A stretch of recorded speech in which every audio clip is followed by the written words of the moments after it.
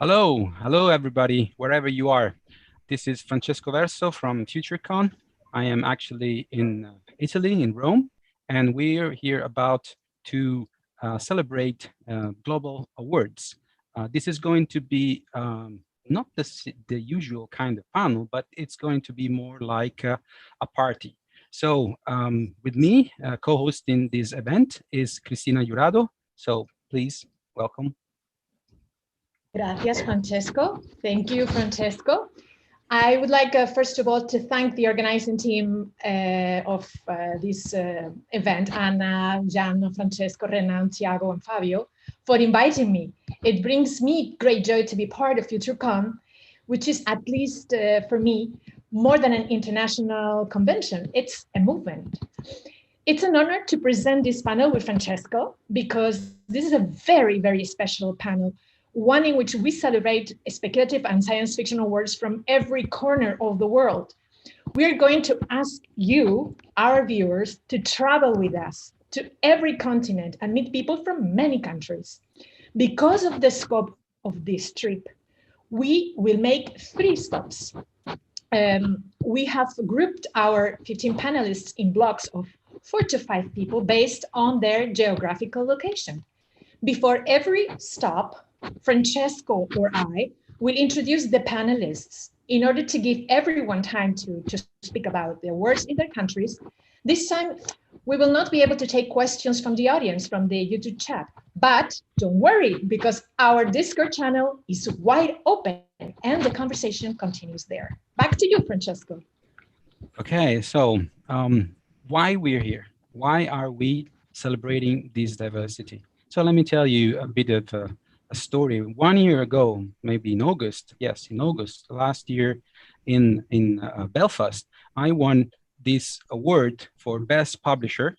You can see there's a map of Europe, and I was very, very happy and excited. And when I went on the stage, I said to myself, this is really an achievement for me, but I am looking for the day when Asian science fiction awards will be celebrated, when African Science Fiction Award will be celebrated, when South American Science Fiction Awards will be celebrated at the World Science Fiction Convention. So 1 year later, when I met the amazing people of the Relampeyo organization, and after some days, we decided that we might do something for the science fiction community. We realized that kind of event like this was necessary. I think it's necessary to spotlight the best voices, the best authors that are coming from many different countries. So I would never dream that I could do it in just 11 months, but with the help of amazing team, we managed to do this. So the reason is exactly this, to share and to appreciate and to value the work of the people that are spreading around the world. Let me introduce the first group of people. Well, no, actually, it's Cristina. So sorry, I'm a bit excited. So Cristina, back to you. Sorry. Thank you, Francesco. It's great always to work with you. Our first stop in this trip, it's going to bring us to Australia, Japan, and South Korea. And we're going to start with our first panelist, which is Kat Sparks. Hi, Kat. Hi. Just going to briefly say a little bit about you. Kat Sparks is a multi-award-winning Australian author, editor, and artist. Career highlights include a PhD in science fiction and climate fiction, 5 years as fiction editor of Cosmos magazine, running Agog Press, working as an archaeology photographer in Jordan, studying with Margaret Atwood, 75 published short stories, 2 collections, and a far future novel, Lotus Blue. She directed 2 speculative fiction festivals for writing NSW and is a regular panelist and speaker at speculative fiction events. Her new collection, Dark Harvest, is available from Newcomb Press. So, Kat, tell us about the awards in your part of the world. Thanks very much, Cristina. Well, we have 2 awards in Australia for speculative fiction, and the main one of those is the Aurealis Awards. So that's the one I want to talk about today. Australia's annual Aurealis Awards are an excellent example of what can happen when a community comes together to showcase the achievements of those in the field. From humble beginnings with just a small number of judges and a ceremony held in the back of Justin Ackroyd's Slow Glass bookshop in Melbourne, a flourishing and respected set of awards has grown, one that is national in scope and international in quality. The Aurealis Award was established in 1995 by Chimera Publications, who publish Aurealis magazine. Says publisher Dirk Strasser, in the early years, every book was read by hard copy, and the major cost involved in the awards was the mailing of books between judges. Often a publisher would only supply one copy, or worse, no copies, and the judges had to buy a copy themselves if they felt it was a worthy contender and needed to be considered. They also didn't like giving out judges' physical addresses, so the books needed to be sent to Chimera Publications and then mailed on to the judges. The awards are run by volunteers. No one involved in organising or judging is paid for their efforts. And I believe this is quite unusual for judging panels around the world. The Aurealis Awards is overseen by an incorporated body, but we rely on the goodwill of the community to step up and take part. So each year, the organising team calls for expressions of interest in judging for the awards. And judges can come from all over Australia and from widely varied backgrounds. Librarians, booksellers, authors, illustrators, publishers, editors, reviewers, and readers. Anyone with an interest in and a love of speculative fiction are encouraged to apply, and they bring with them a breadth of experiences and knowledges each year. The panels are from about 3 to 5 judges, including a convener, and the entries are open for that year, each year, usually around May or June. Not this year, coronavirus has changed the schedule a little bit. So these are the guidelines for judging. They include the fact that literary merit is of paramount importance in selecting the shortlisted works. Genre elements should not be enough to see a book on the shortlist. The Aurealis Awards is first and foremost a literary award. However, neither should a problematic definition of what makes a work of particular genre bar an excellent book that contains appropriate elements of that genre. So the Aurealis Awards prefers an inclusive view of what genre markers may include. The awards organisers recognise that the definitions of speculative fiction genres are constantly evolving, have always done so, and will probably keep doing so. So science fiction isn't solely defined by the tropes such as space or time travel or life on other planets. Such elements, of course, could be included, but there's a whole range of stuff these days, particularly dystopian climate fiction, near future, set on Earth stories have become popular. Likewise, fantasy doesn't have to have magic or dragons or elves. Horror doesn't have to have supernatural elements. In terms of bending and twisting genre, Australian authors are right up there with the best of them. We have always messed with the form. So over the years, hundreds of Australian creators have been recognised in these shortlists. Luminaries in the genre have won many times, but it's not unusual for relative unknowns to take the prize. And in recent years, several self-published works have been shortlisted and even won in various categories. That the Aurealis Awards accept self-published, small and independently published material makes them somewhat of a standout on these grounds alone. And they actively encourage electronic submission in all categories, but you still can submit by print if you want to, or send in books. There were originally 4 categories in the awards: science fiction, fantasy, horror, and young adult.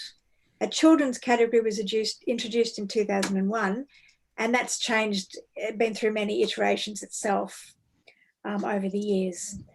The novella category in science fiction, fantasy, and horror was established because it didn't make a lot of sense to pit short stories of under 7,000 words up against 39,000 word stories. So we have novellas separated out as well, and this has been greeted very positively. In 2015, the Sarah Douglas Book Series Award was added, named for the flagship Harper Voyager author Sarah Douglas, who tragically died in 2011, but left a strong legacy of fantasy publishing in Australia. Australian fantasy publishing is unusual in the fact that it's so heavily focused on female writers. The award was designed to recognise that there are book series that are greater than the whole of the sum of their parts. That is, the judges are looking for a series that tells a story across the series, not one that just uses the same character and settings across loosely connected books. There's also a Convener's Award for Excellence, which is awarded at the discretion of the conveners for a particular achievement in speculative fiction or related areas in a year that cannot otherwise be judged because there's no category for it. So it can be a work of non-fiction, artwork, film, television, electronic, multimedia, anything that brings credit or attention to the speculative fiction genre.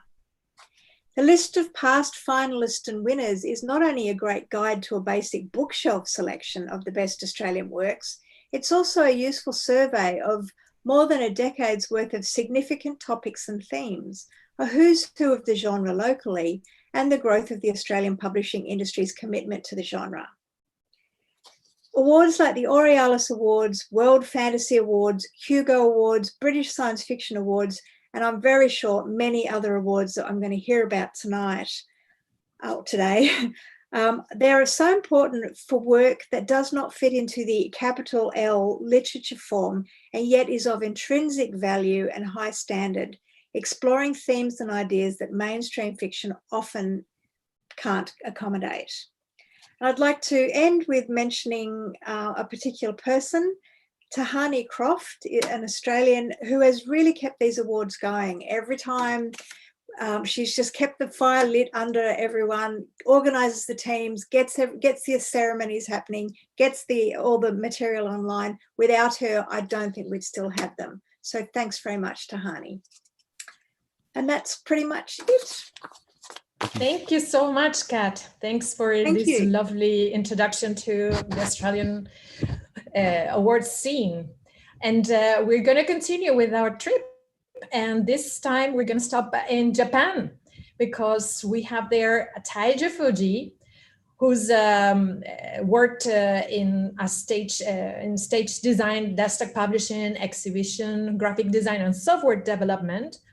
And just in 2012, he self-published Gen Mapper serial in a digital format and by his own design, and became Amazon Japan #1 Kindle bestseller of that year.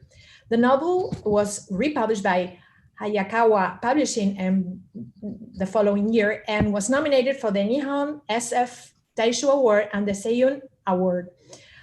Second novel, Orbital Cloud, won the 2014 Nihon SF Taisho Award and Japanese Nebula Awards. In 2019, then his novel collection Hello World won a Mainstream Literature Awards and Yoshikawa Age Literature Awards for Young Writers. Fujii attended as the 10th president of Science Fiction and Fantasy Writers Japan and developed wide connection with science fiction communities all over the world. So Taiyo, tell us about the works in Japan. Yeah, thank you very much for thank you for introducing the Japanese Science Fiction Award. I'm going to introduce the two science fiction awards. The one is Japan SF Grand Prize.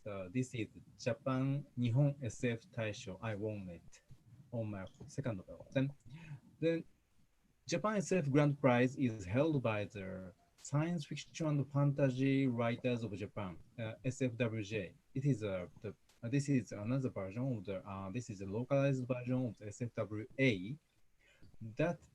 And the Japan SF Grand Prize started from the 1980. Then I won the 35 prize, and this year we celebrate. I'm SFWJ member, a board member. Then we awarded the 40th prize this year. Then the Japan SF Grand Prize has a very unique significance. This prize only gave the one award for all the category of the science fiction, novel, short stories, or the comic, film, animation, or the stage playing also. Then we handled all the category and like, prizing the only one or two works for the best science fiction. Then they and the 3 years ago, then the 37th Japan SF Grand Prize gave the honor for the comic, the titled Ooms. That Ooms is a comic. Ooms is a comic for the military science fiction, but the protagonist is protagonist have the the maternity soldier the battle with using their child their child's psychic. Those child is alien and that alien child have the nature of the guarding the mother's body for the teleporting. Then the military uses that feature for the moving the battle team onto another planet or the battlefield or getting back to the green zone safely. Then that's the very good speculative comic won the Japan SF Grand Prize. Then, but then the works entry is open for we have the public entry and member vote and judge decides. This is very similar to the Nebula Award, but we have only one category. Then the judging party is very hard. All judge should say that we think what is science fiction at first. This is very hard the discussion, and we should have and SFWJ publishes the booklet about how we decided this is the best science fiction from with selecting from the film, comic, novels, or so. Then we proud of the keeping that hard decision and hard judging for 40 times, and we are going to have the 41st Japanese SF Grand Prize nomination this year, and I'm afraid of that very good movie, very good animation film and movie film is published this year. Then the judge should have the face the serious problem. What is a science fiction is? Okay. Then the second one is Seiyun Award. Then Seiyun means nebula, but please do not translate it Seiyun Award as nebula, Japanese Nebula Award, because the Seiyun Award is voted by the member of the science fiction convention, the Japanese science fiction convention. This is a Hugo, Japanese Hugo. Then, but I don't know who titled the Seiyun Award as Seiyun Nebula, but it is a very it would be the complicated or the misunderstanding and misleading. Then the Seiyun Award is Seiyun Award. Then Seiyun Award is have the longer history rather than the Japan SF Grand Prize, and very standard the science fiction award. It has 9 categories, and the Japanese local novel, local short form, and translated novel, translated short form, and medium like the animation or film also, and the comic, artist, and non-fiction or the free forms. Okay, then Seiyun Award is very Seiyun Award is the Japanese Hugo Award, not Nebula. Okay, then the Seiyun Award is a very popular. Seiyun Award is a award by the popularity. Then the many works is winning, and the translation work will be winning at only Seiyun Award basically.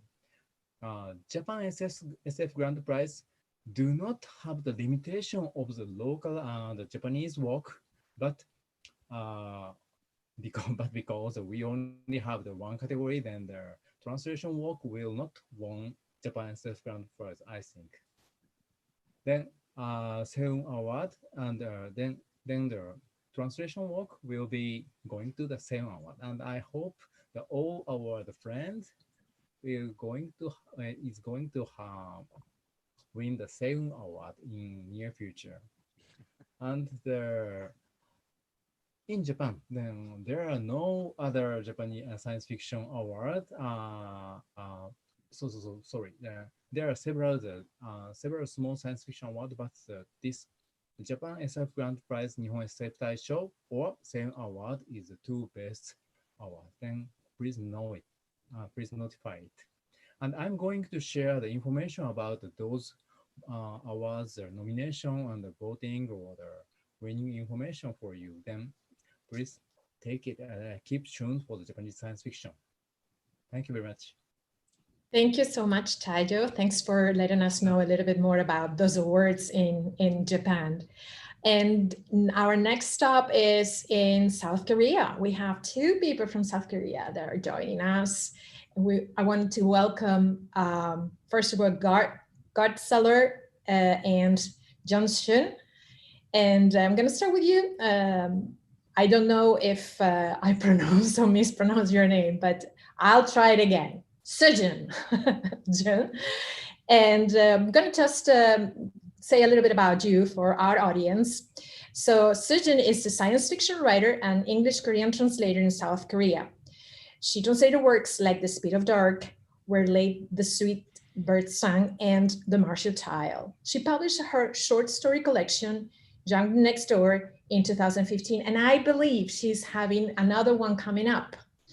And then we have Gord Sellar, who is a Canadian science fiction author, screenwriter, and co-translator who has lived and worked in South Korea almost continuously since 2002. So, and here it is, the moment of truth. And tell us about the awards in South Korea. Jeong? Yeah. Hi, am I on? Yeah. Yes. Hello from South Korea, and I would like to introduce the Science Literary Award. Actually, the full name is Korean Science Literary Award.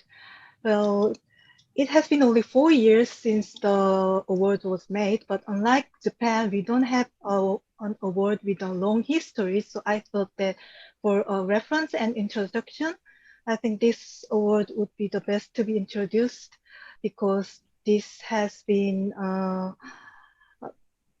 well, they pay the most. I'm not sure how to,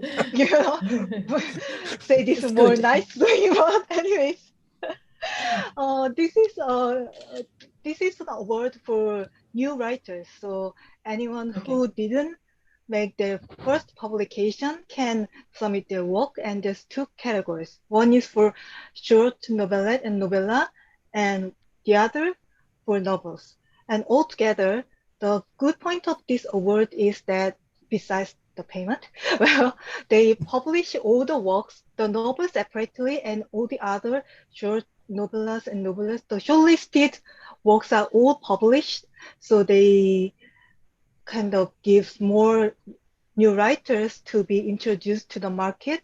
And also, the judges established the science fiction writers, and each science fiction writers, the judges, have to write quite long comment about the science fiction of the year and how each judges read the applicant and what they thought, what was the most important thing they considered when they chose whom to win the award. So those comments are actually quite popular because it gives a guideline to those who want to write science fiction or who are already writing science fiction but who want to do a better job of it. So it's all published in the newspaper first, and then as a hard copy, and then ebooks as well.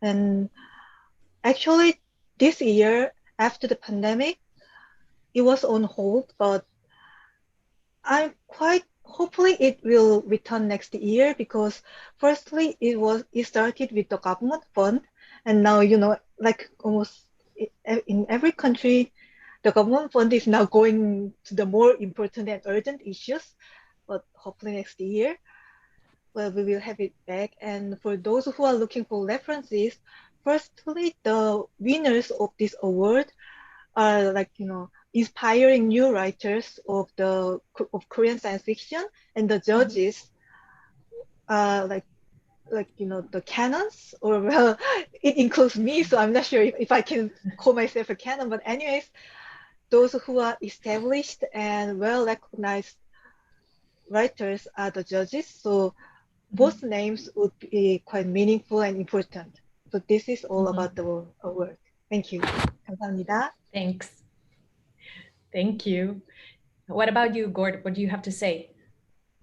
Well, as I said earlier, I wasn't quite clear on what we were going to discuss in this panel, and so I had some heretical ideas in my head that I was going to speak about, but I will tame those a little bit. I'm dubious about the idea that awards are necessarily the best way to celebrate good science fiction or good writing. But I think, like, even if we accept the idea that awards are helpful, I think something Soyeon mentioned that's very useful is, she spoke about government funding.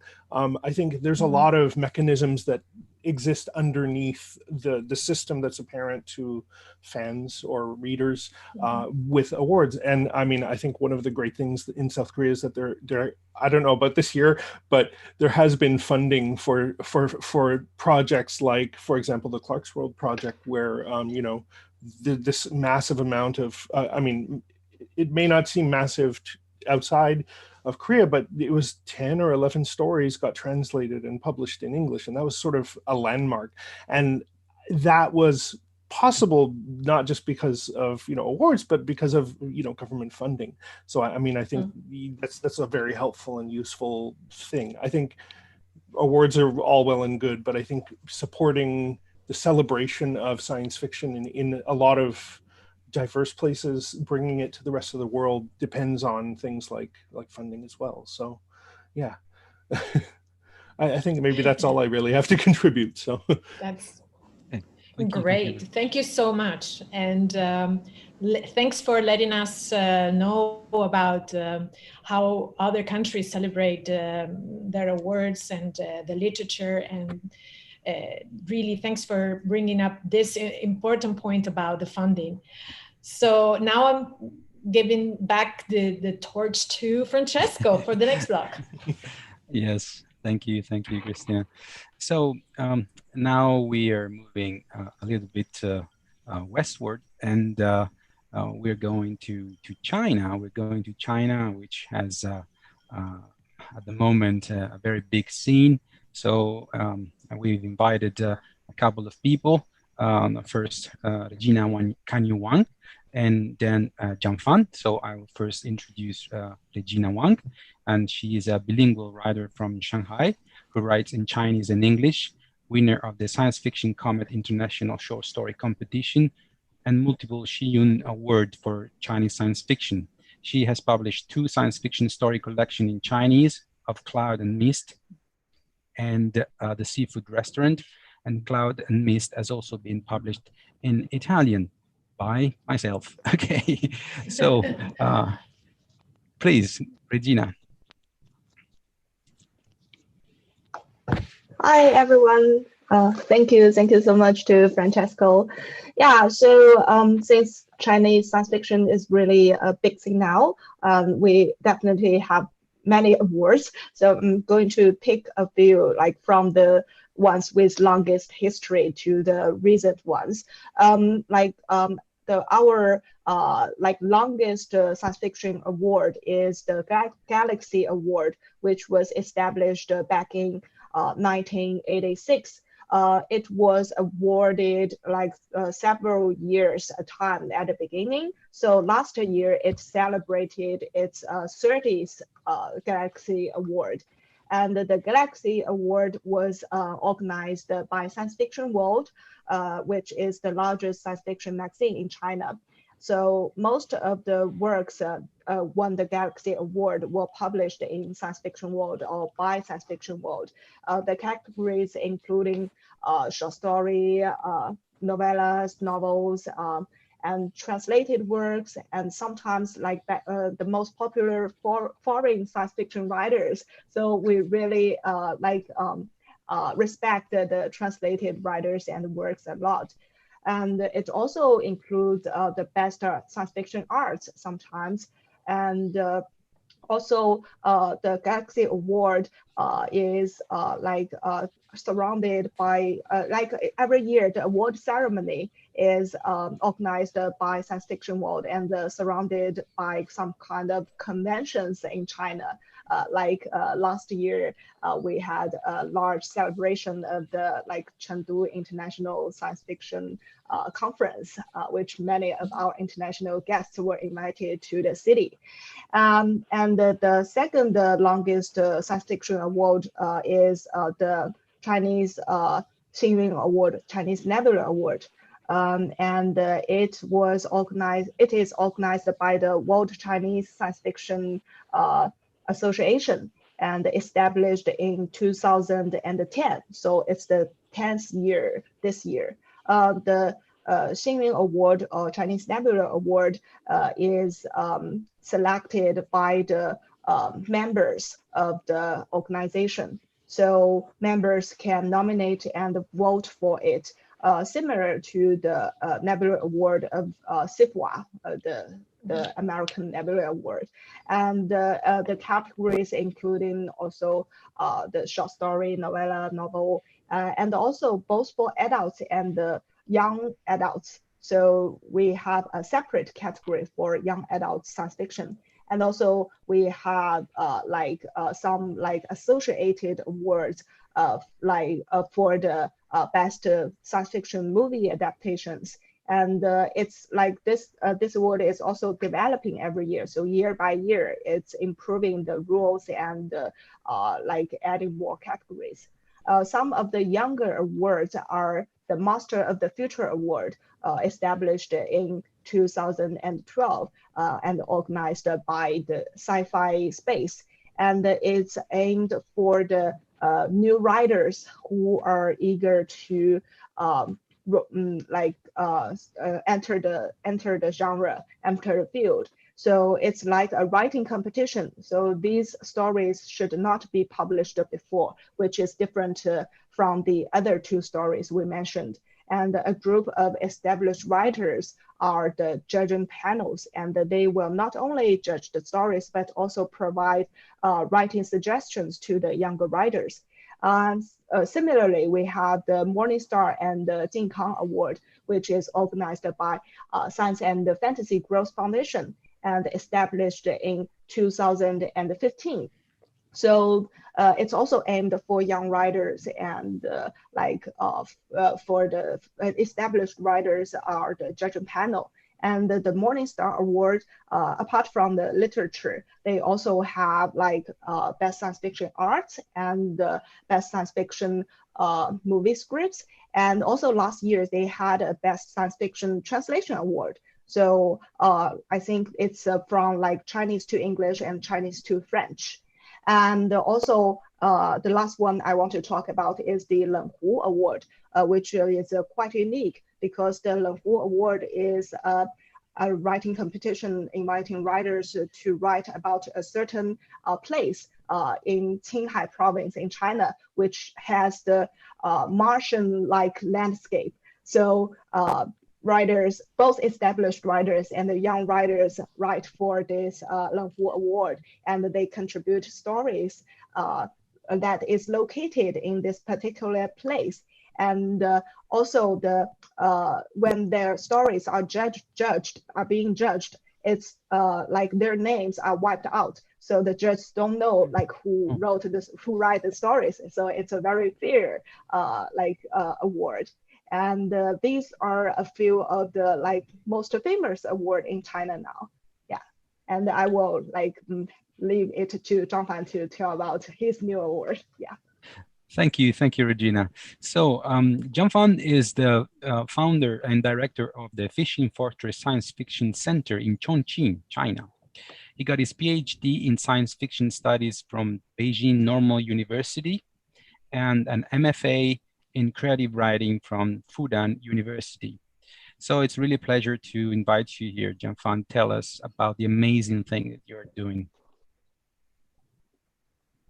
Thank you, Francisco. Thank you, Regina. So we built a new reward in China. So I want just to, the first thing I want to talk, who are we and where are we? In recent years, Chinese sci-fi has been blazed with new opportunities for development, especially for Liu Cixin's three-body problems and Hao Jingfan's Floating Beijing, they win the Hugo Awards. And so the Chinese sci-fi community is looking to grow into a highly developed industrial entity in the world. We founded on the last days on 2019, the year 2019. We built the location. The location is at Chongqing. Chongqing has long been recognized as the most cyberpunkish city in China. So among the Chinese major cities, it has the richest sci-fi elements. So why the name is Fishing Fortress? Because the Fishing Fortress is a national key culture relics protection unit, and it is a Chongqing top 10 culture symbol. Because in the Song Dynasty, the Mongolia invades China, so we built the Fishing Fortress to defend all the armies to come here, and they last 36 years. So we used the Fishing Fortress as our symbol. And until now, we have 19 members, just like all the three prominent scholars are appointed our honorary directors, just like the Professor Wu Yan and Professor Yan Feng and Francisco Verso. He is now our honorary directors now. So we are aimed at the internalizations. Currently, the center is engaged in cooperate projects with the Future Fiction Publishing Project in Italy, the Francisco's project. And we build the strong connections with the UC Riverside, the Sci-Fi Center projects, and the AC Clarke Center for Human Imaginations at UC San Diego. We deeply rooted in on-campus science fiction educations and sci-fi awards, carnivals. So now the main two projects in our center, the first is Asia's highest priced sci-fi awards, Fishing Fortress Awards. We initiate this award just this month, and maybe 1 year later, so we'll give awards, all the panels from all the worlds. The awards aim to reward Chinese winning sci-fi writers and business inside worldwide.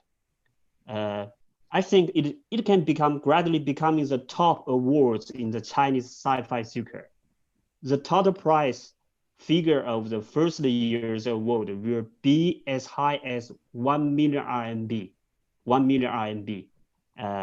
Almost it's just like I think it's 160,000 USD dollars. So this is the price award. And our long-term goal is to build Chinese Nobel Prize Award, the Sci-Fi Award for Chinese seeker. So we are inviting the famous judges from the international world. The jury president of Fishing Fortress Award consists of 9 members in 3 separate areas. the judges come from the international judges, just like Chinelo, like Francesco Verso.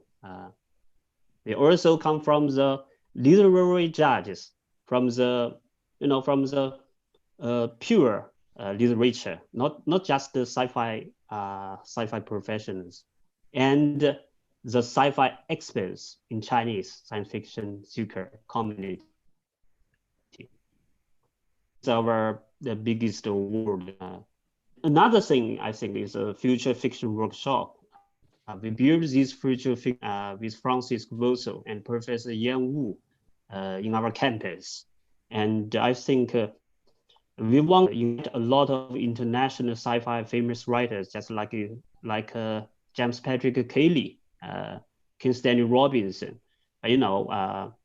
As at this time, it's not so comfortable for inviting these international writers. So we are delayed this project next year.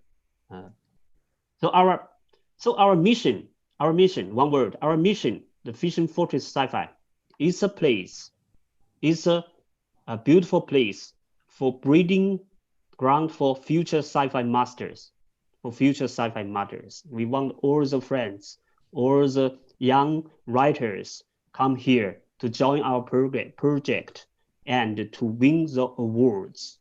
Thank you. This is all the same. Yeah. Thank you, 谢谢. That was great, really amazing. So up next, we have Usman Malik. Usman is a Pakistani-American writer and doctor. His short fiction has been reprinted in several years' best anthologies, including the Best American Science Fiction and Fantasy, and has been nominated for the World Fantasy Award, the Story South Million Writers Award, and twice for the Nebula. He has won the Bram Stoker Award as well as the British Fantasy Award. His debut collection, Midnight Doorways, Fables from Pakistani's Forthcoming from Kitab Press. So, welcome, Usman. Stage is for you. Hello, everyone, and Assalamu alaikum. My name is Usman. Thank you so much to everyone for having me here. It's a pleasure. So as far as science fiction or fantastica go in Pakistan, we had this conversation the other day where we talked about the fact that we don't really have a hard science fiction tradition in Pakistan. We haven't had it specifically. There are people who've dabbled in it. There are mainstream literary writers who've written science fiction in Urdu. A couple of novels come to mind, but they've been mostly a scatter. It's still considered, it has been considered for the last couple of decades even as young adult literature rather than serious literature. But since 2012, 2013, things are changing. In 2016, Tehseen Baweja, who is a Pakistani American, he and I co-founded an award called the Salam Award for Imaginative Fiction. And we're in our fourth year. It is, as far as I know, it's Pakistan's first science fiction award. And the winner gets they get monetary prize. They get connected to an agent in the US or the UK. They also get reviewed by some of the best editors in the world, like Ellen Datlow, John Joseph Adams, Jonathan Strahan, maybe. So editors of that skill. And the Salam Award, the idea was that we really wanted an indigenous science fiction movement that did not have to depend on a Western recognition or a West or Eurocentric science fiction vision. We wanted stories that could seamlessly move between local myth, local politics, local geopolitical realities, and at the same time be able to connect with the rest of the world in a truly global fashion. And we're quite pleased about the progress that the award has made in the last couple of years. Writers of the award have gone on to publish stories internationally, locally, and happily there's a group of writers that is coalescing through the award. I think that before me, so many wonderful writers have talked about the importance of science fiction and its role in nurturing not just imagination, but describing the present in a way that really jumpstarts our our own vision, our own understanding of who we are, not just as a species, but also as a particular individuals, particular as a global society. And I think science fiction really has a role to play in that.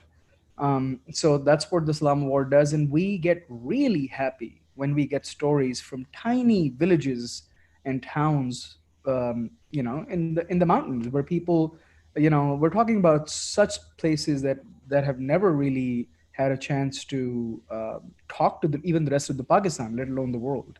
And so we are getting stories from Thatta, we're getting stories from small towns. 13-year-old kids are writing and submitting stories, and it makes us really happy that we're able to give them a place where they can feel at home. So I would say that we're probably significantly behind the rest of the world when it comes to science fiction, but I think we're slowly catching up. Besides that, I think that's the only science fiction award that we truly have. I don't think we really have any other fantastic awards at all. We have the President's Medal, but most of these people are people who have been accepted by the mainstream or literary folks. So historically, I don't think we have any other awards that come to mind. I think that's all I have to say about this. Well, that was really nice, especially the part with the inclusivity, with the territories that are normally, not easily to be reached, and the people, the kids. That's really wonderful job you're doing, Usman. Really, thank you. So we move to another continent. We go to Africa now, and we would like to introduce Chinelo Onwualu. Is a Nigerian writer and editor living in Toronto, Canada. Her short stories have been featured in Slate.com, Uncanny, and Strange Horizons, as well as in several anthologies, including the award-winning New Sons, original speculative fiction from people of color. So, welcome, Chinelo. Up to you. Thank you so much. What we're going to do is both me and Wole are going to sort of take turns to talk about what we have on the continent. Which you want me to introduce also Wally Talabi? So that would actually be great. Okay, yeah. Good. So Wally Talabi is a full-time engineer, part-time writer, and sometime editor from Nigeria. His stories have appeared in the magazine of fantasy and science fiction, Lightspeed, Omenana, Terraform, and other places. He has edited 2 anthologies and co-written a play. His fiction has been nominated for several awards, including the Kane Prize of African Writing and the Nomo Awards, which he won in 2019.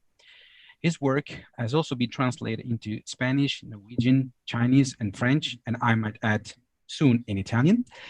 His debut collection of stories, Incomplete Solution, is published by Luna Press. So, again, up to you. So, literary awards have had a very long history. It's weird for me to sort of be talking about the entire continent, but there it is. And a lot of these literary awards have sort of been around since the 60s when, with sort of independence movements, a lot of countries try to prioritize their own literatures, above the kinds of things that, the colonizers had sort of placed on us. And so each country has its own rich award scene, I think. But there were a few that were Africa-wide, and these were often run by organizations that weren't actually normally based in Africa. For instance, the Commonwealth Prize or the Kane Prize, which were both run out of the United Kingdom.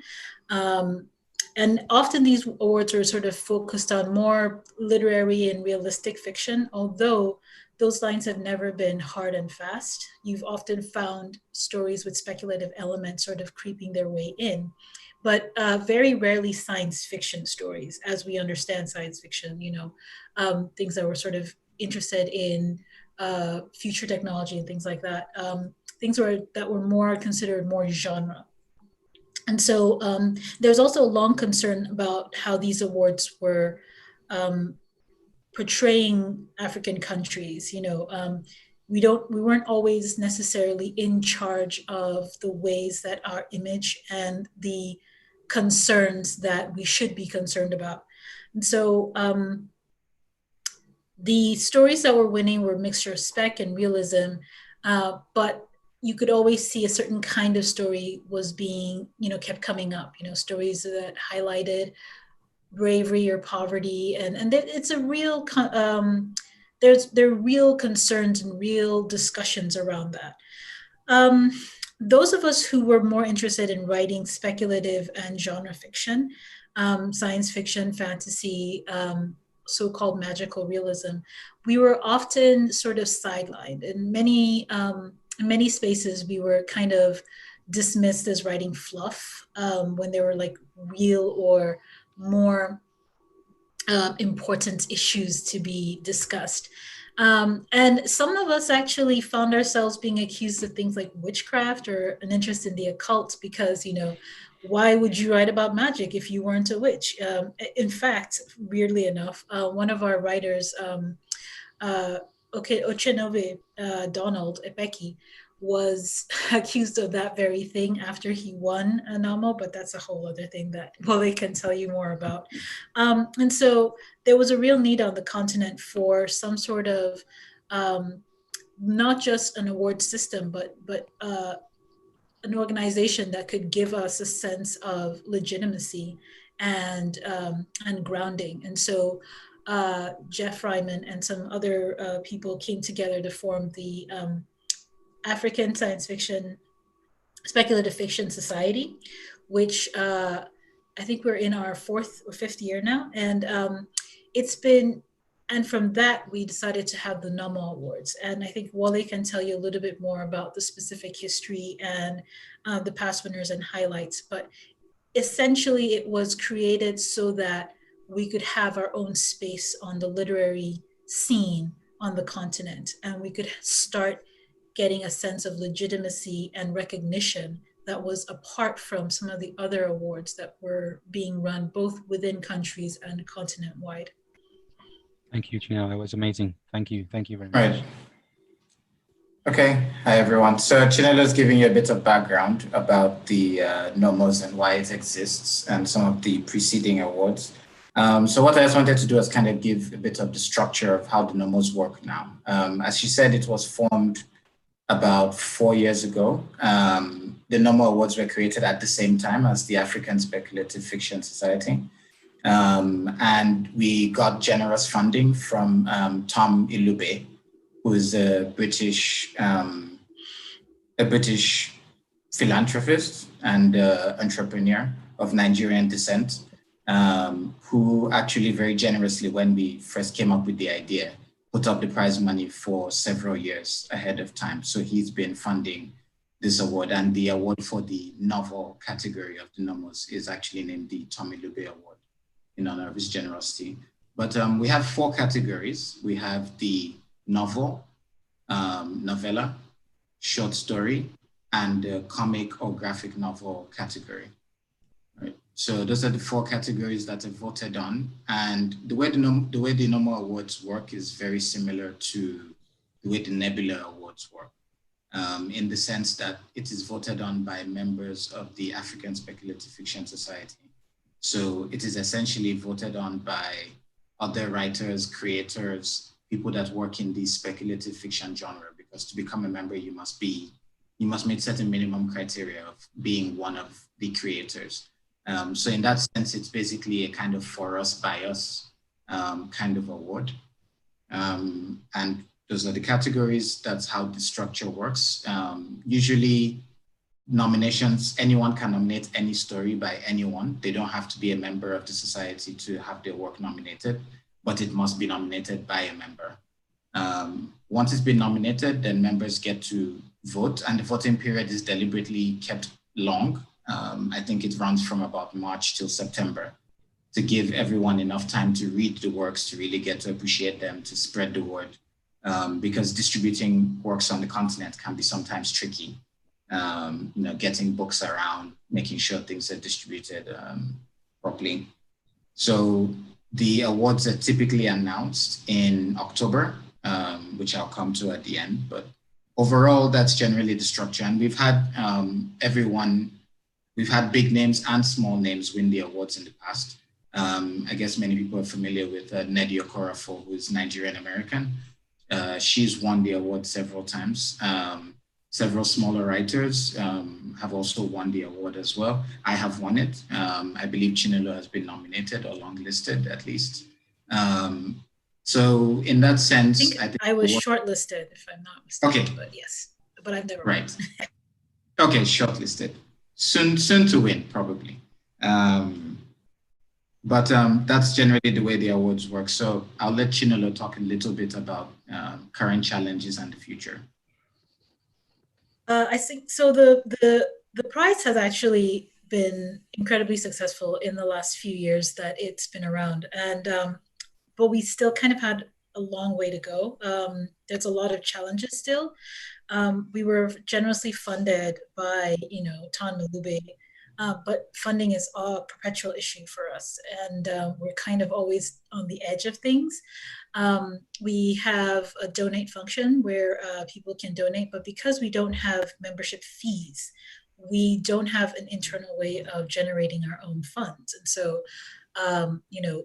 we sort of rely on the generosity of both our members and people who are outside in the public who would like to help. And that door is always open. If anyone has a pot of money that they're really, really wondering what to do with, send it our way. We also run the risk of perpetuating existing power structures. And that's sort of a bigger thing, I think, because we are so new.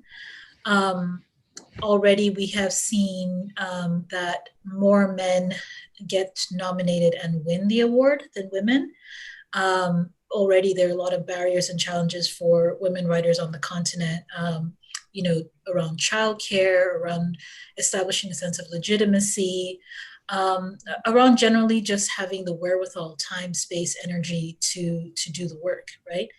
And that kind of gets reflected in publishing structures, whose novels or whose works get chosen for publication versus whose doesn't, and then who gets nominated and, perpetuating it down the line. There are also regional issues and regional power structures that have also started sort of forming or, coming to the fore. Because the NAMOs are an English language award, people, and Africa is not a primarily English-speaking continent, people who are writing outside of the Anglophone spaces are not necessarily given the same kind of access.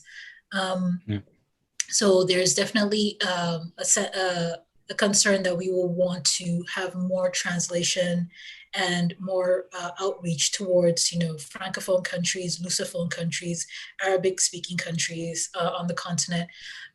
We have already, hard time getting and accessing and representing North African writers, and that's a whole thing too. Even within the Anglophone sphere that we operate, we're already seeing it being dominated by, the two biggest publishing, giants in Anglophone Africa, and that's Nigeria and South Africa. So there's a real challenge of representation from countries that are a little bit smaller, Rwanda, Kenya. And that's something that we really need to, I think, really work on, and going forward, make a real conscious effort around. And we do think, though, that there is a lot of confidence around the award. I think that there's a bright future for us. Already, the fact that we exist, the fact that the African Speculative Fiction Society exists, we've gained an enormous amount of recognition for writers who would not have gotten it any other way. We have writers who, started the year, in 2015, 2016, when we were still sort of thinking about this. Many of us were wondering how we were going to get our work out there. Many of us really had no idea how we were going to go from writing the things that we loved and focusing on the subjects that we loved and getting our voices into the world. A lot of us felt that maybe we had to break into, markets in North America, the UK. But now that we've had this, there is more of a sense that there's something homegrown for us, and that we don't necessarily always have to reach out of the borders of our continent to really understand and to really see ourselves reflected. I think one of the cool things is that about the award is that stories that would never have gotten published in some of these mainstream Western presses are getting the recognition that they deserve because they're being looked at by people who understand the local context, who understand the unique histories of these stories. And I think that's an enormous success right there. Do we have a long way to go? Yes, we do. We're brand new in a lot of ways. But I think that the future for us is quite bright. Thank you. Thank you. That was amazing. And I know we've almost run out of time. I was just going to add one more thing. As I mentioned earlier, the NOMA Awards will be announced next month in October. They're usually announced at the Ake Festival, which is a general literary festival. Usually at the opening ceremony of the Ake Festival, the NOMA Awards are usually announced then. For now, I'm not 100% sure how they will be announced because, thanks to the pandemic, everything is upside down and sideways. But they will be announced in October, so look forward to that. You can mark your calendars. As Chinelo mentioned, if you'd like to make a donation, you can go ahead, and we look forward to seeing who wins. Okay, thank you, Wole and Chinelo. It was really, really interesting. Let's say that we have a small interlude now, and that means that we, as Toastmasters of this place, of this event, we're going to have also a little talk about our national award, since I am Italian and Cristina is from Spain, even though she lives somewhere in the Emirates, right? In Dubai. Yes. Right. Yes. So I will introduce Cristina Jurado, who is a bilingual author and editor who writes in Spanish and English. She studied advertising at the Universidad de Sevilla in Spain and holds a master's degree in rhetoric from Northwestern University. In 2019, she became the first female author to win the Best Novel Ignotus Award, the Spanish Hugo, for Bionautas. So there you go. Thank you so much, Francesco, for this lovely introduction. And yes, I'm here to speak to you about two awards very briefly. The main one that we have in Spain is called the Ignotus Award, and I have one here to show to you. It looks like a monolith, like the film 2001. And we call it the monolith in Spain. This is the annual literary award organized by Portico. Portico, in the translation, is gateway in English, and it's the name of Spain's Association of Fantasy, Science Fiction, and Horror. It was established in 1991 and celebrates the works of science fiction, fantasy, and horror from Spanish authors in categories like best novel, novella, short story, anthology, nonfiction book, article or essay, illustration, audiovisual production, comic, magazine, webpage, and just very recently, young adult and child book in the same category, this one. There are two categories that recognize foreign works: best foreign novel and best foreign story. There is a special award, which is the Premio Gabriel, that honors a particular person for his or her achievements. And last year was for our lovely and wonderful author, Pilar Pedraza. The name Ignotus, for the ones of you that are asking where is it coming from, was chosen to honor José de Elola, which was a Spanish author from the beginning of the 20th century who wrote under the pseudonym Captain Ignotus. A while ago, the members of Portico were were the only ones allowed to vote. But since 2013, everybody who registers online in the association's webpage can cast their vote. This makes this award more popular than others. There's no monetary prize attached to it, unfortunately, just fame and glory. But what people do when they register to vote, they can nominate candidates, and then the ones that get the most points are awarded in the second round. Recent recipients have been Rodolfo Martinez, Felix J. Palma, Guillem Lopez twice, Jesus Cañadas, and yours truly for Bionautas, as Francesco mentioned here. And as he said, I am the first woman to win for Best Novel, even though other people have been nominated before. But things are changing now. I can tell you that some of the names that I've mentioned, like Felix J. Palma, have been translated in other languages. Also, Rodolfo Martinez. By the way, Francesco, Guillem Lopez Challenger has been translated into Italian by Eris Edizioni. Yes, So that's good news. And this is the main most known award, and the second most, well, I wouldn't say the second, but it's more recent in being created. It's the Kelvin Award, that's been organized by Celsius 2032 Festival, the international festival, and organizes this award for also to celebrate the best novels in science fiction, fantasy, and horror. And it only has 4 categories: best novel in Spanish, best translated novel into Spanish, best young adult novel in Spanish, and best young adult novel translated into Spanish. But the functioning of this award, it's a little different than the other one. This is voted by what's called the Kelvin's Academy. So it's a jury formed by previous recipients, people who have been awarded the literary awards, bloggers, critics, and also cultural journalists.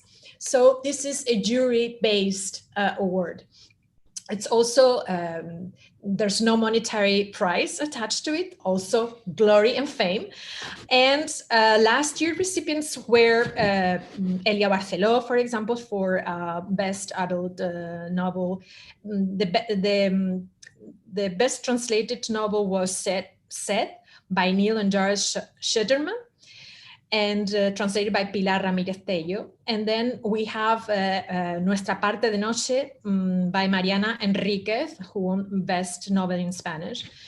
And I believe that Mariana Enriquez had been, or is going to be, I think she's been translated, if I'm not mistaken. Things We Lost in the Fire was translated already, but I'm not sure about Nuestra Parte de Noche. And this is what I can tell you about the Spanish Awards. So now I'm going to turn into you, but let me just very briefly say to everybody who doesn't know you, who you are, very shortly.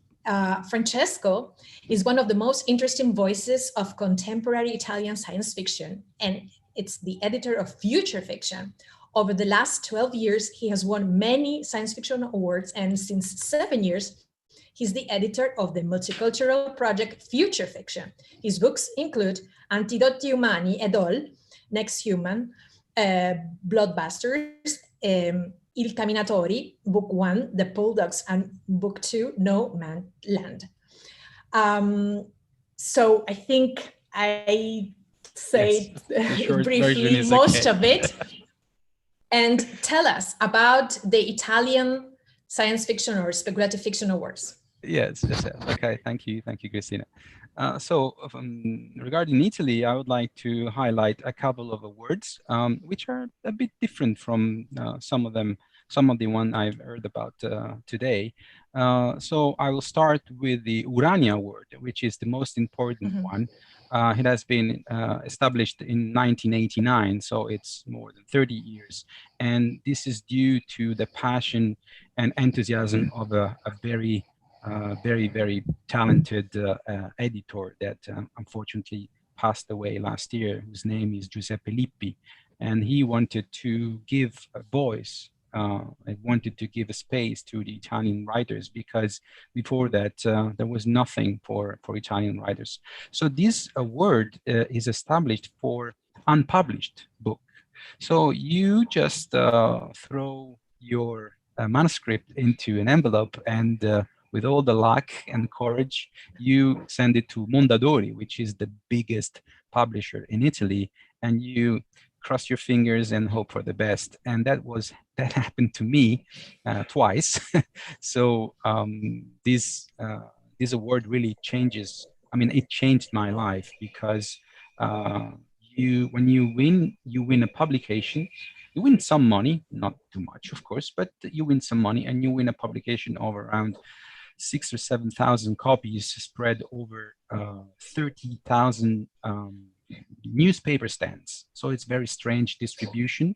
You don't go to the bookstore, but you go to the newspaper stand, like a magazine. But a lot of people read that magazine because Urania is the Italian longest series of science fiction books, more than 60 years. So it's like a flagship. When you win that, you will be recognized in the science fiction community. So this is really the most important award in Italy. And the other one I want to briefly talk about is the Odysseya Award, which is newer, but also very relevant because it's been established around 2009 in this edition. Before it was called Fantascienza or other name, but in this form, you also for unpublished books. So it's like it launches new authors, or at least, or in any way, it launches new books, maybe from authors that I've already published. I also won the Odysseya Award once with my third book. So this is also a very interesting award because with this publication, you go to the bookstores. So we know how important it is to be distributed in bookstores. And this is really an interesting element in the career of a starting emerging writer. And I would like to point out that some important Italian science fiction writers have won these awards. So for the Urania, for example, I'd like to mention people that I've won it twice, like Lanfranco Fabriani and Francesco Grasso, or maybe another emerging writer, very talented, Giovanni De Matteo. The Odysseya Award from the Odysseya Award, sorry, I keep saying it in English, but it's in Italian. Of course, I would like to mention Clelia Farris. She won it some years ago, and she will be translated in English. So I also wanted to say that some of these authors have been translated in English, myself and Clelia, and also Dario Tonani, which even though he didn't win the award, he managed to have the book published and translated in Japanese, I think, and some things in English. So I think this is all for my short presentation of Italian awards. Thank you so much, Francesco. Thanks for sharing with us the vibrant scene in Italian awards. We learned so much. And we're going to move in now to another part of Europe with our next panelist, who's Olivier Paquet. He published his first text in Galaxy magazine and kept publishing short stories until winning Le Grand Prix de l'Imaginaire for Synesthesie in 2003. He presents a very vivid science fiction mixing European culture and politics, including in space, with the trilogy of Nelkin, and this one won the Julia Belanger Award in 2014. Nowadays, he explores artificial intelligence capacities and the relationship with us in his last novel, Les Machines Fantômes. Hi, Olivier. Hi. Tell us about how is the scene in terms of awards in France. Yes, I will speak about the two awards I won, but not because I won, because they are important. Okay. The first, the Grand Prix de l'Imaginaire, is the older award in activity since 1974.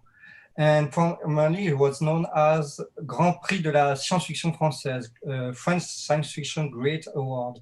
So I have to explain why the change in the name. So why imaginary? It's difficult to translate imaginaire in English. So I have to explain that in France, we love precise words to designate things.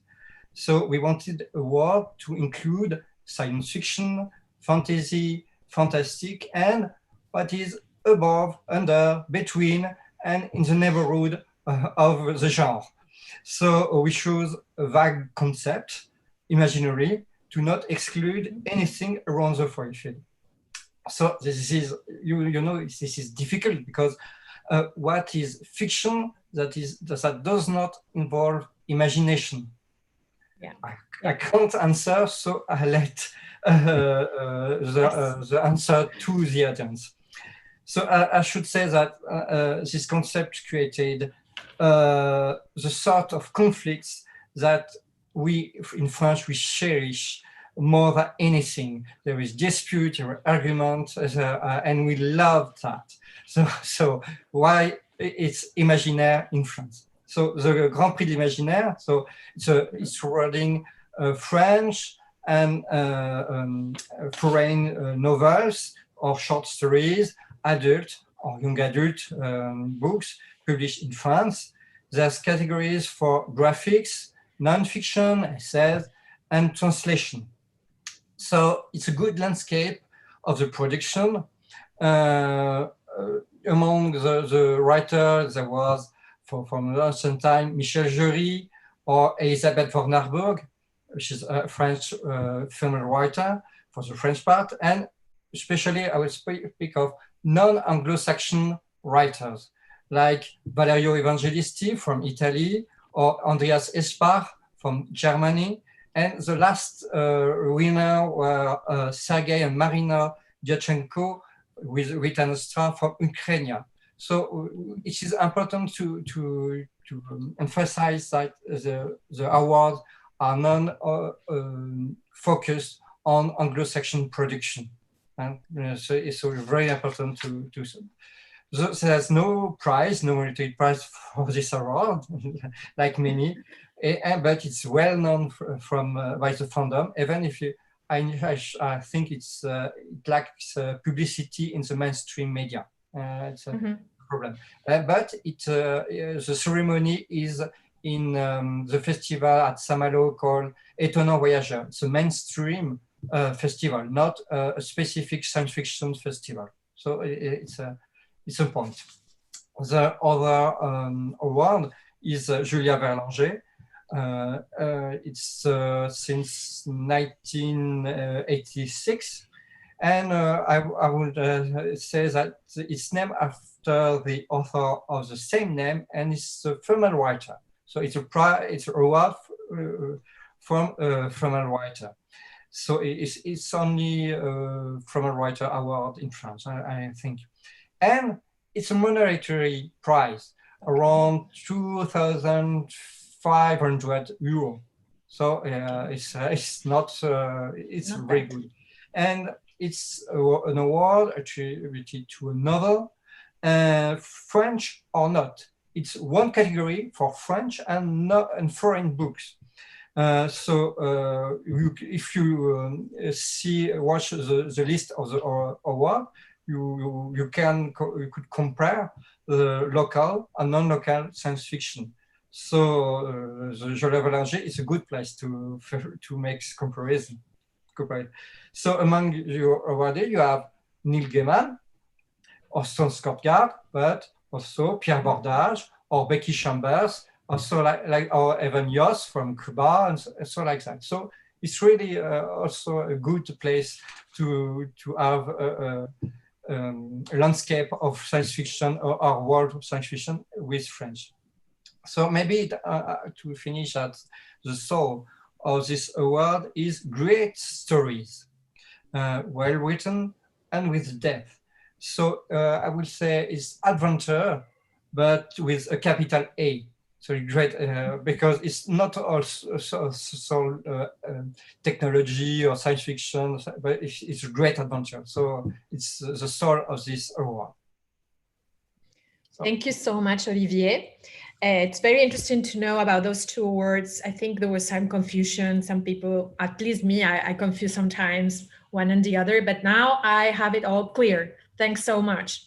We're going to continue west, and this time we're stopping in Brazil, and we have with us Fabio Fernandes, who translated multiple books, including Clockwork Orange and Neuromancer. He published stories in Brazil and abroad.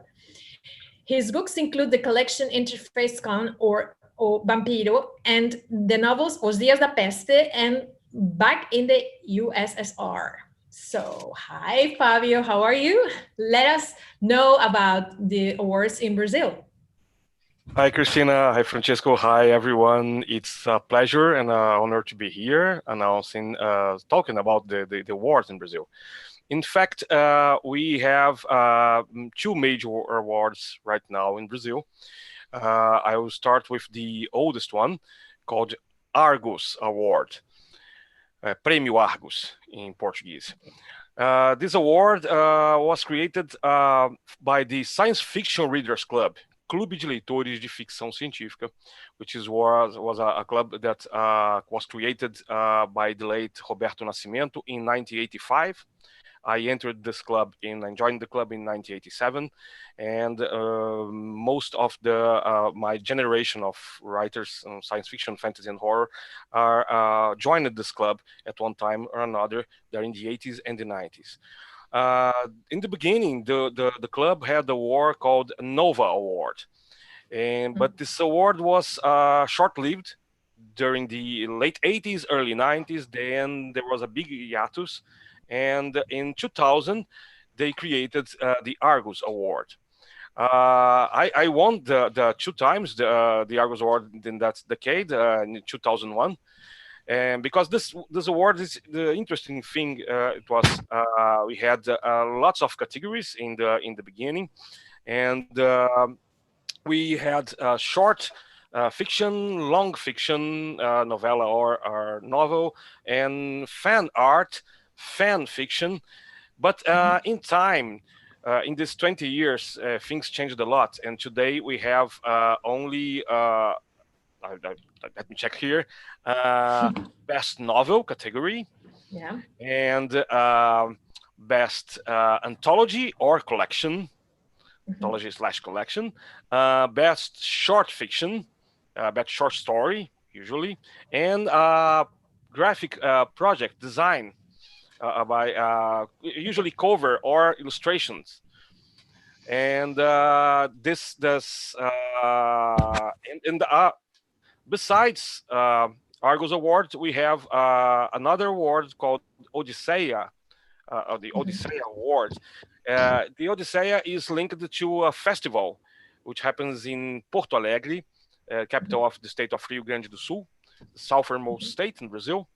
And it's now in its 7th edition. We sadly, because of the pandemic, we are not going to have it live, but it will be announced in late October. The award winners of the Odysseya, but the Odysseya have 8 categories: graphic design for covers and inner illustrations in the books, long form fiction, young adult, short fiction, horror, short fiction fantasy, short fiction science fiction, long form narrative horror, long form fantasy, long form science fiction. And the winner is usually announced during this big, huge festival in Porto Alegre. I was there last year. Usually it receives in a cultural center in Porto Alegre around 300 to 400 people along the 3 weeks of the festival. I think it's safely to say that today it's our biggest event regarding the fantastic in Brazil. We had a few others. We had our own Fantasticon here, but sadly 5 years ago the event ceased to be. And lots of small events are starting to happen now, and I truly believe that we will see more festivals and more awards in the years to come. Thank you. Thank you. Thank you, Fabio. It was really interesting to know what is happening right now in Brazil. I was fortunate enough to learn a lot from you guys organizing FutureCom, and I see there is a big generation of writers and readers coming up. So thanks for sharing with us this information about the awards in Brazil. And now we're going to Mexico. My first guest, I'm very excited to introduce her to you guys, is Gabriella Miami, who writes fiction and essays that embody her passion for fantasy and science fiction. She teaches film and literature, works in the Under the Volcano writing program, and is a co-founding member of the art and science collective Cúmulo de Tesla. Her stories are published in 3 Messages and a Warning: Cuerpos, Fantasciencia Contemporánea Española and Latinoamericana, and Una Realidad Más Amplia, a Larger Reality, part of the Mexican Initiative Scrapbook, which is a Hugo Award finalist, among others. She won the last edition of the James Tiptree Junior Award, now otherwise award, with her short story, They Will Dream in the Garden, about a future Mexico in which feminicides no longer exist. Hi, Gabriela. Hello, so nice to see you all. I don't know if you want me to continue to introduce Livia and then both of you talk about the awards in Mexico. Is that okay? Yes, please. Let's okay, thanks. And now I am very excited also to present Livia Brenda. Is an editor, writer, and translator. She has been involved in many independent projects, most of which are about science fiction, speculative, and fantastic literature. She writes speculative fiction, short stories, and has published in online and print magazines, as well as various anthologies. Her work has been translated from Spanish to English, thankfully, and Italian, thankfully again. She's one of the co-founders of the Cúmulo de Tesla collective, a multidisciplinary working group that promotes the dialogue between the arts and the science, with a special focus on science fiction. In 2018, she was part of the Mexican Initiative, and in 2019, she became the first Mexican woman to be nominated for a Hugo Award for the edition of the anthology A Larger Reality, Una Realidad Más Amplia, attached to the project about said. She also edited a timeline in which we don't go extinct, A Larger Reality 2.0, another hybrid and bilingual science fiction project that is also a video game. Hi, Livia. Hola, Livia. Hello, good day, good evening, good night. So Livia and Gabriela, let us know, let's share with the world what's happening in terms of awards in Mexico for science fiction, fantasy, and horror. I think it's very clear that we all share like the frustration of the short life of these awards because they remain because of the love of and effort of the people who considers the fantastic so important. So I'm going to present briefly the brief life of a national award that was named after Amparo Dávila, which just passed away this year. It's a huge loss for us. And this award, I want to mention right now because you can read Amparo Dávila in English. So this is a great opportunity to bring her into account right now.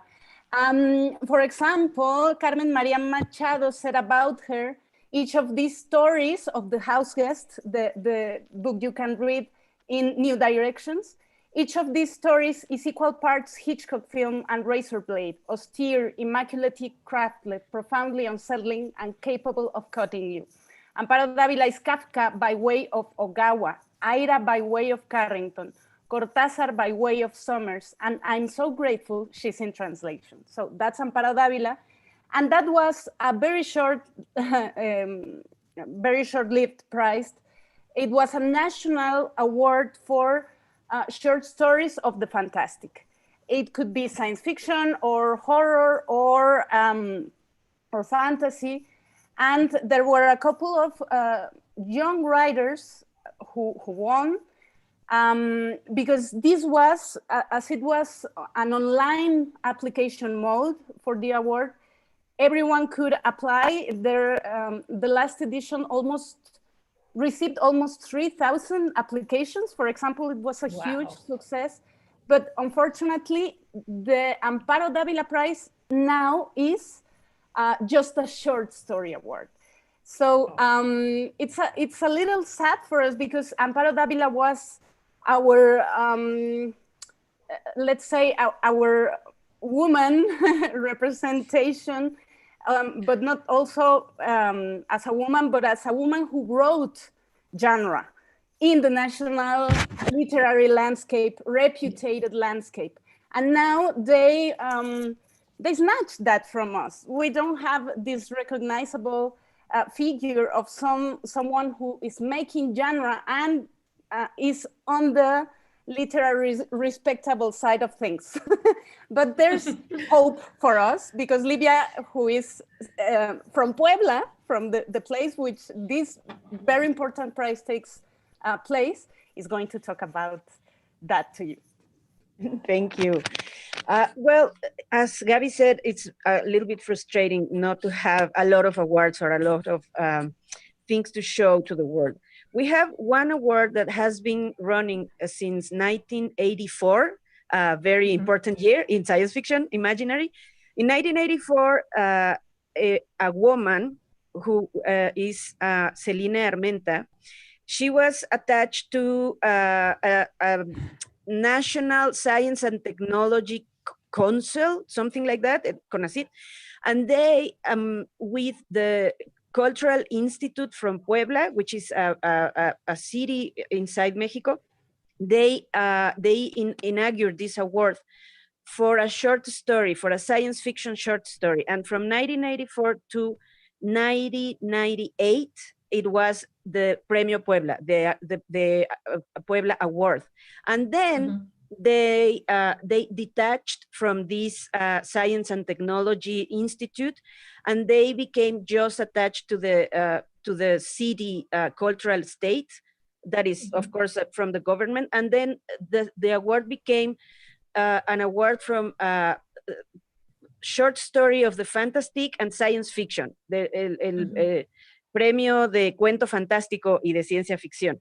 So this award, it's running still today. Actually, every Mexican person can participate until October the 10th, I believe, this year. And it gives some money. In dollars, it's around $950 each for a short story between 5 and 15 pages. And the thing is that here in Mexico, the tradition of this award has been very important, especially for young writers. And during a lot of years, everybody wanted that award and wanted to have that in their curriculum. Especially, it was very, very important to build community and build readers and build a tradition in Mexico about science fiction that was not translated from English, but written here in Mexico. So there is a book that they made when the award was a little bit older than 10 years, Principios de Incertidumbre. You can translate it maybe as a, I don't know, I'm blanking right here. Cristina, help. Principles of Uncertainty? Something like that, Principles of Uncertainty. And here in this book especially, there is like the most important names of science fiction here in Mexico during the 90s are here. And then during 2000s, the things were scattering a little bit. And right now we are like becoming again a thing, and a lot of people is doing a lot of independent stuff. So we don't have like awards like the Locus or the Hugo or the Ignotus, but we are building community, which is very important. And we are grateful to be in this panel and in this FutureCon and in these conversations, which really we appreciate a lot. And let's continue it and maybe make an international award that is really international. I don't know. So keep it short. That's it for now. Thank you so much, Livia. Thanks for, and Gabi, thanks for sharing this with us. I'm sure that you are part of the movement also to make something big and that is coming. And I also want to say that there is currently another event which is called Mexicona, and that you can also tune in. We'll see you, Gabi, and Livia later tonight to talk a little bit there. But let's build bridges. And this has been wonderful. Thanks for sharing with us those awards. And I'm going to give now the word to Francesco. Thank you, Cristina. So as you all have seen, we wanted to call this FutureCon like the future happens everywhere, because you have noticed now the richness that is distributed across the globe. And the problem is that, as William Gibson said, the future is already here, but is not evenly distributed. So I think that there is a big issue of how many masterpieces, how many really wonderful books we have lost in translation due to the translation, because the burden of the translation in this moment of time is on the shoulders of all the people that do not speak in English. So if you cannot do that, if you cannot afford that, or if you publish with a small press that cannot afford to pay for a translation, you're doomed. You will not reach any other market. And I think this is a big loss. I think this calls for some action. And if, for example, of course, as we've seen in the last 100 years or 80 years, let's say, with the development of the publishing industry and the expansion of the English language, we've seen that the Anglophone science fiction has become so relevant that it has, in a way, overshadowed all the other national science fiction. We don't know each other, even though we are very close, like France, Spain, Italy, or other countries, you name them. Just because the Tower of Babel has divided us, we cannot understand each other anymore. And all this storytelling is lost. So I think that that century is over. And there's a new century happening. As we've seen these emerging words, what have we seen from China, what we've seen from the Nomo words in Africa, what we've seen from Brazil, what we've seen from Mexico, are really, really interesting elements to say that probably, hopefully, the next years we'll see a different distribution of science fiction story across the globe. So our call, our hope is that this is just the beginning of a new phase, of a new way to look for the stories, to read the stories, to scout for the stories. So in the next panels, we are just now at the more than the half of it. So we'll still have a long way to go, but we will have another panel on with editors across the world. So that would be also important. So I really, really want to thank everybody that share their words with us, share their information.